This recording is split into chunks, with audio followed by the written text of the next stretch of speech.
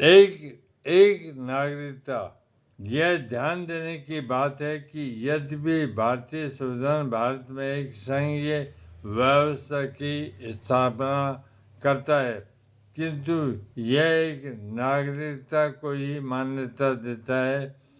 भारत की नागरिकता अर्थात भारत का ही नागरिक भारतीय नागरिक कहलाएगा, किसी राज्य का नहीं। पंजाब, हरियाणा या राजस्थान इत्यादि इत्यादि। एक नागरिकता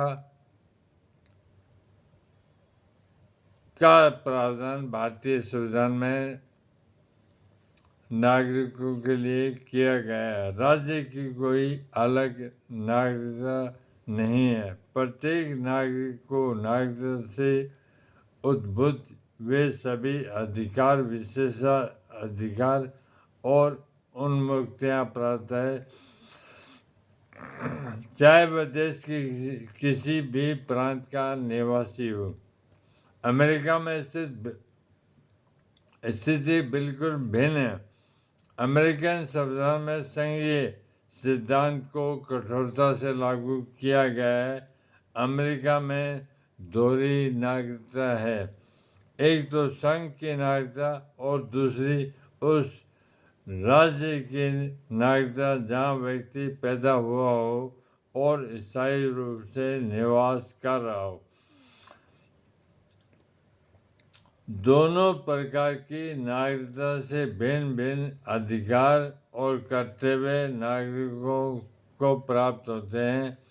भारत में ऐसा नहीं है। इसका मुख्य कारण है कि हमने अपने देश की आवश्यकता अनुसार संघीय सिद्धांत को संशोधित रूप से अपनाया है। एक नागरिकता की मान्यता देकर भारत की अखंडता को बनाए रखने का प्रयत्न किया गया है। भारतीय नागरिकता किसी राज्य की सरकार की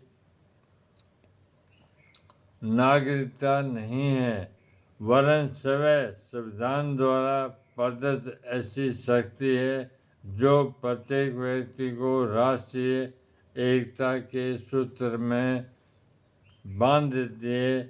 एक नागरिकता की मान्यता का सिद्धांत भारत की लोकतांत्रिक व्यवस्था का प्रतीक है, जो भारत के प्रत्येक नागरिक के हृदय में इस भावना को पैदा करती है कि वे सभी एक देश के निवासी हैं।